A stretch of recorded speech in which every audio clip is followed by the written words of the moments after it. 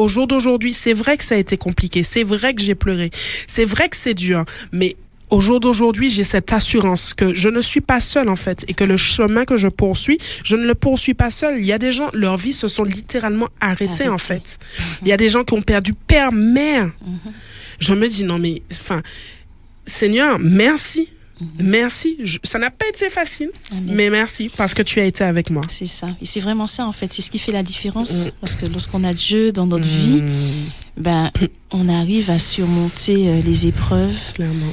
C'est vrai que c'est pas toujours évident, mais il nous donne, en fait, la capacité d'affronter et de traverser les épreuves pour pouvoir nous en sortir. Amen.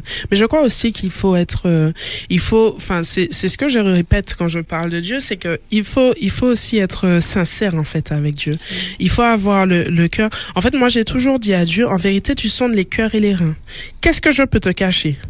Tu ne peux rien te cacher, tu sais. Donc qu'est-ce que je vais faire? Genre non, tu sais. Ah moi je vais pas bien. Ah non, pas du tout. Ah non en fait, tu vois.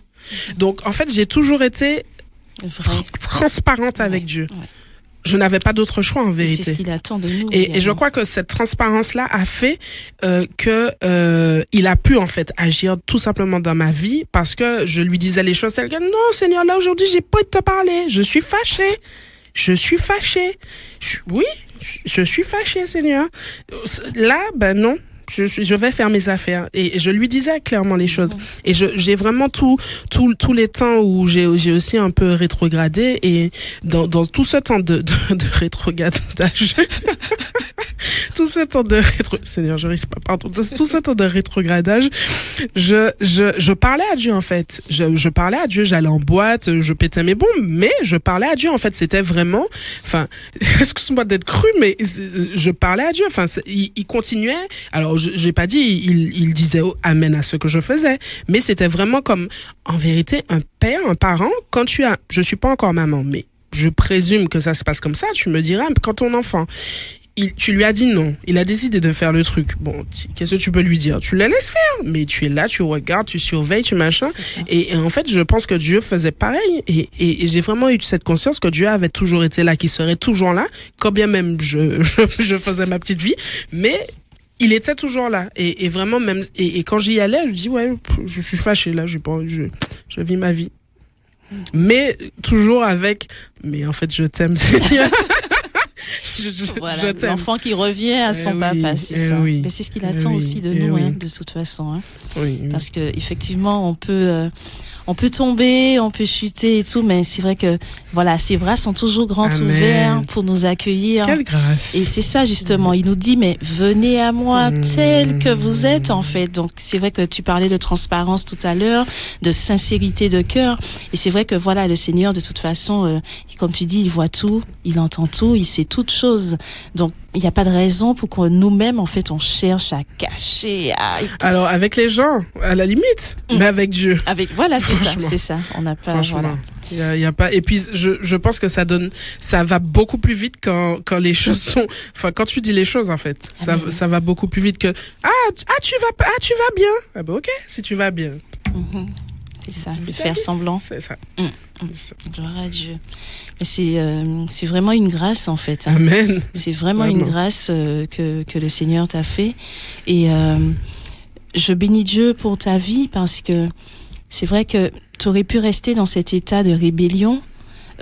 Tu aurais pu également en fait lâcher complètement la main de Dieu, parce que même quand tu faisais un petit peu tes écarts, tu avais quand même cette relation avec Dieu, alors qu'il y en a peut-être qui ont carrément lâché et ça peut être beaucoup plus grave. Mais il faut savoir que le Seigneur permet les épreuves dans nos vies.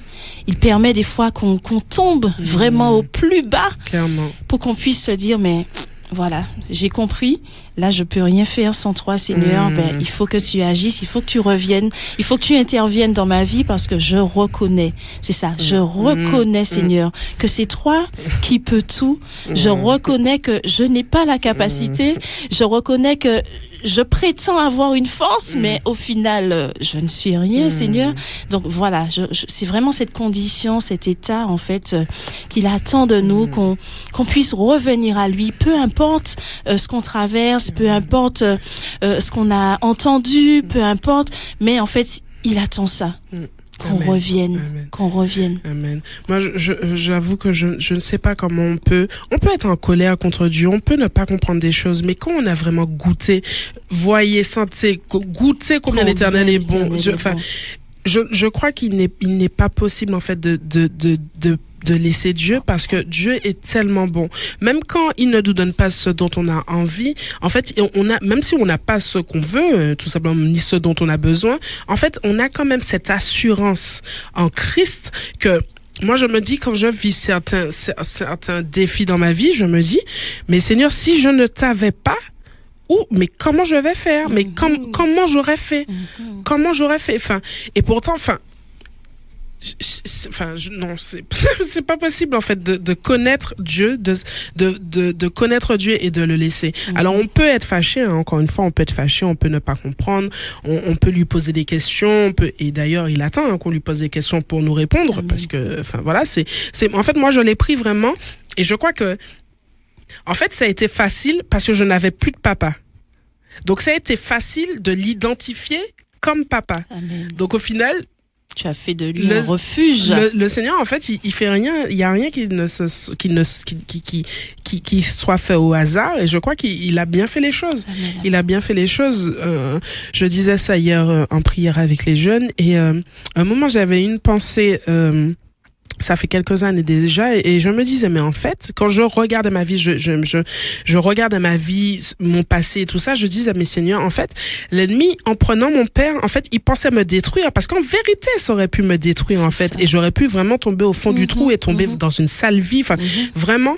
Mais en fait, il savait pas que quand il faisait ça, en fait, il me rapprochait de mon Père céleste, et en fait, il me faisait m'accrocher davantage, parce que, pour le coup, et c'est tellement mieux, parce que mon père terrestre, au final, il y a des choses qu'il n'aurait pas pu faire, il aurait été limité sur certains points, mais mon Dieu n'est pas limité, lui. Amen. Et ça, et quel que soit, et j'ai eu à partir en France, travailler en Guadeloupe, et je me faisais aussi cette réflexion de me dire, mais Seigneur, quel que soit là où je suis, en fait, je vais pouvoir partir en Chine, alors peut-être pas en Chine,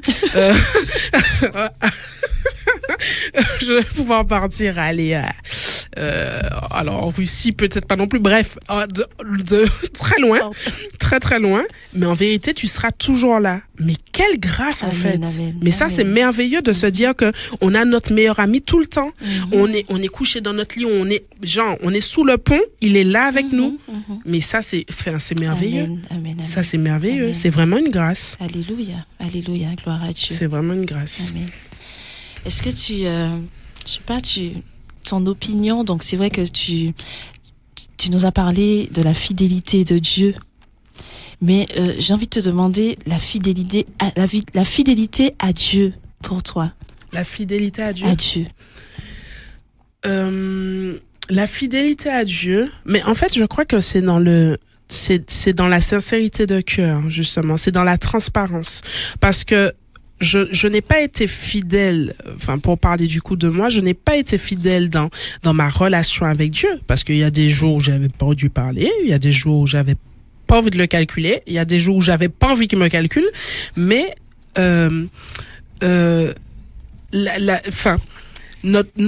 comment expliquer, Seigneur?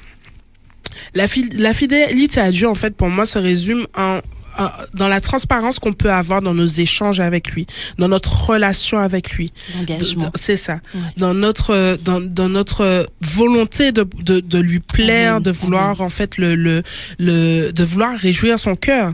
Et vraiment, j'ai compris ça du coup tard, mais j'ai compris ça maintenant au jour d'aujourd'hui où vraiment je suis dans cette démarche, en tout cas de sanctification et de mise à part, parce que c'est la base en fait. Amen, c'est la base. Et je me dis, Seigneur, en vérité, au jour d'aujourd'hui, j'ai envie de te faire du bien, j'ai envie, en tout cas à mon niveau, tout ce que je peux faire pour réjouir ton cœur et pour que tu sois fière, pas pour que je sois ta petite fille préférée, mais tout simplement parce que je suis ta fille et que je t'aime et que j'ai envie de te dire que je t'aime par mes actes en fait. Amen, amen, oui.